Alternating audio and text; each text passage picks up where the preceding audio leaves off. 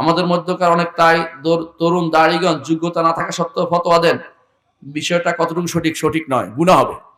আপনি ফতোয়া দেন বিন বাজের কথা দিয়ে, কথার কথা বলছি, অথবা কিতাবের এবারত দিয়ে ফতোয়া দেন, নিজের পক্ষ থেকে ফতোয়া দিলে সেই ব্যক্তি এলেম নাই, সেই ব্যক্তি নিজের জন্য জাহান্নাম তৈরি করছেন।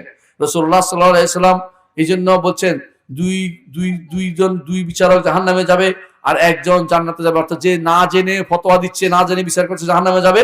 আর যে ব্যক্তি জেনে শুনে অন্যায় করে সেও জাহান্নামে যাবে। আর যে ব্যক্তি জেনে শুনে সঠিকটা দিয়েছে সেই ব্যক্তি জান্নাতে যাবে। সুতরাং যে ব্যক্তি না জেনে ফতোয়া দিবে সেই ব্যক্তি নিজে যত গুনাহ করেছে, যত মানুষ ভুল করবে তত মানুষের গুনাহ সে বহন করবে। সুতরাং সাবধান হন, কোন ব্যক্তি না জেনে কোনো ফতোয়া দিবেন না।